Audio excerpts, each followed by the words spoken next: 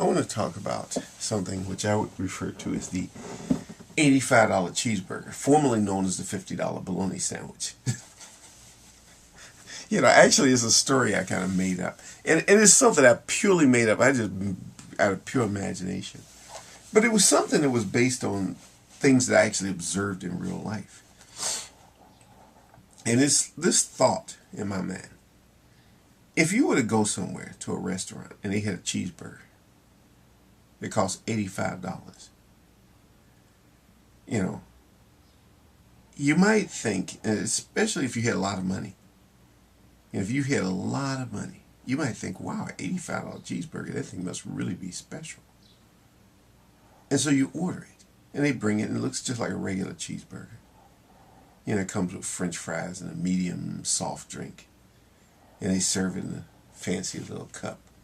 And they serve that soft drink, And as you're eating it, you suddenly taste how wonderful this burger is. You say, wow, no wonder why it costs $85. And those fries are just absolutely the best French fries you ever had. And somehow there's something really special about this soft drink. And it's the most wonderful experience you ever had. You think, wow, this cheeseburger really was worth $85. Now you're in this restaurant, okay? Let's say there's really two restaurants, but they're owned by the same company. Right down the street, the other restaurant owned by that company, and they serve that same burger, fries, and a medium-sized drink for $4.50. And let's say maybe a couple of weeks later you go to that restaurant that serves the cheaper burger. But it's actually the same burger. You go there, you eat that burger, you say, oh, this burger is not as good as that $85 cheeseburger. That one that I had for $85, now that one was great. That one was the bomb, as they say. I think that one thing that's true in life, and in fact there's actually been some research on certain products that work that way, a kind of power of suggestion thing. If you suggest to somebody that something is better, and then you put it in the right type of surroundings, you fix the lights a certain way, you put it on a certain type of fancy plate, and then tell people that this is better, people believe it. They believe it. There's been research on things like that. I remember there was something that some company has done this. People have done this. I'm trying to think because I'm not giving plugs out to people's books, but there was something like about these wine glasses. They cost like $20 or something each. And there were people who tested this thing against like a $1 thing you could get at a dollar store to see if it actually made wine taste better. And people discuss, when you were told how much something cost, and then what it was supposed to do, and then told about the other thing, you saw things according to what you were told. The $20 thing, of course, wine tasted better out of that. But if you did a blind test, you do a blind taste test where you're not told this information,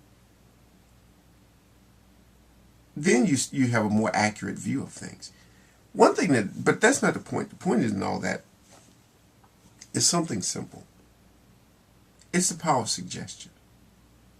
If somebody suggests to you that something is supposed to be better, you see it that way, especially if it comes from somebody who you perceive as an authority. Either a person or even circumstances. A restaurant that looks fancy, it is fancy. And all the food in there that has these very high prices must really taste a lot better than the food at a restaurant that doesn't look that great. I've gone to restaurants that were really not that great looking, but the food was fantastic. I can think of a particular Indian restaurant in my neighborhood. It's just funny how it is. How we can easily be sort of psychologically put into the situation of thinking that something is something, and then we see it that way. We see what we're supposed to see. We see things according to how it was suggested to us that we see it. You know, in other words, our minds can easily be manipulated. And every advertiser in the world knows that that works. You can take something that doesn't cost a lot of money to produce